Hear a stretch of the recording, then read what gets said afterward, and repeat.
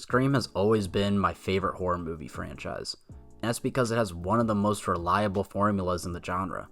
Every movie blends three things.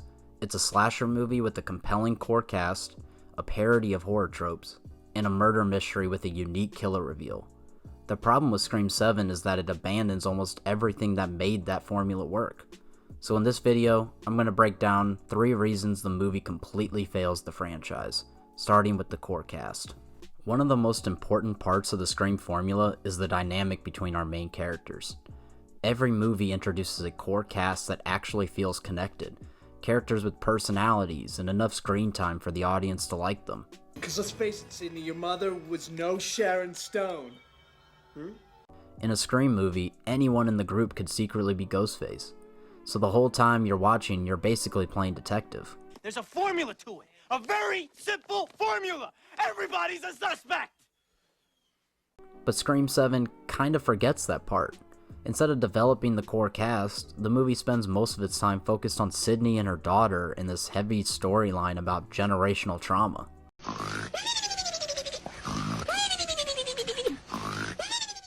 And because of that, the rest of the cast barely gets developed at all.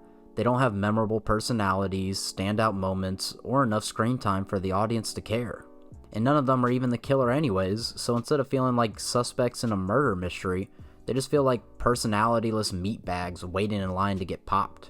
But the weak friend group isn't the only place where Scream 7 forgets what franchise it's a part of. Because the second major problem is that Scream 7 forgets that it's a parody movie at its core. The original Scream worked because it understood horror movies better than most horror movies understood themselves. And no character represents that better than Randy Meeks. Randy is a horror nerd who knows every trope and every rule of a slasher movie. Don't you know the rules? What rules? You don't...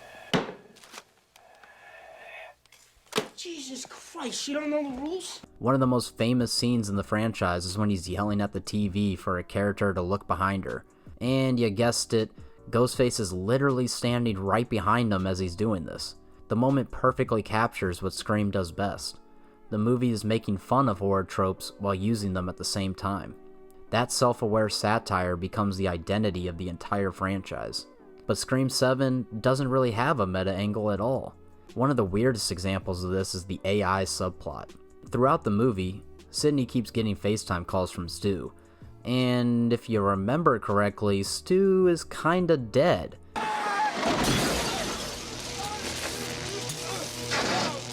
Instead of playing that idea for satire, which would have been very on-brand for Scream, the movie spends half its time seriously debating whether it could be AI.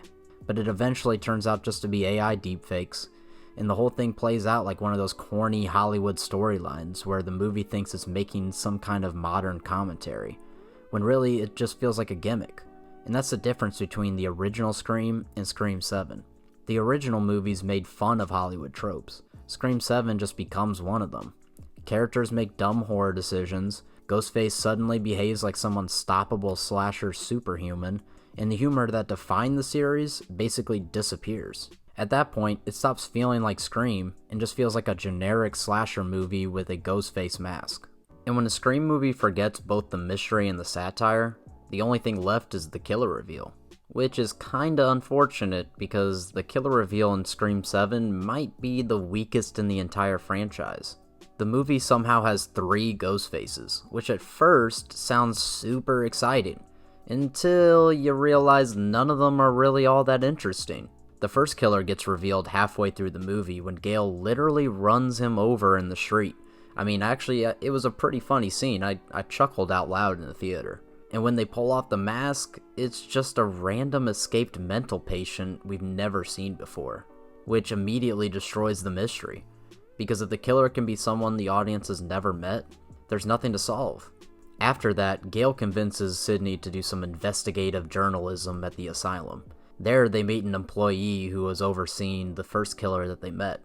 And it turns out that employee was the second killer. And then the third and final killer, the big mastermind behind this whole thing, is Sydney's next door neighbor who just wants to turn Sydney's daughter into the next final girl. So instead of the killer being someone from the friend group, it ends up being a random escaped patient, an asylum employee, and Sydney's fangirl neighbor. None of them have been part of the mystery you've been watching unfold.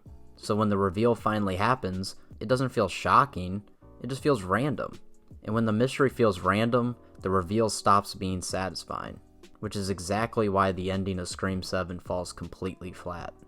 So, overall, Scream 7 gets a 25% on the millimeter. To be fair, the movie does have some positives. There's solid camera work, a decent opening scene, and a couple cool kill scenes. But that can only raise the score so much.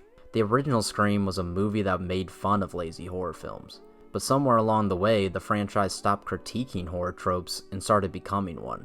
Instead of clever satire and a compelling mystery, Scream 7 gives us a weak core cast, a story that takes itself way too seriously, and one of the most underwhelming killer reveals in the entire franchise, which is why the best thing this series could probably do at this point is reboot entirely. Because if Scream wants to be relevant again, it needs to go back to doing what the original film did best, actually understanding the horror genre it's parodying. Because right now, the scariest thing about Scream 7 isn't Ghostface, it's the writing.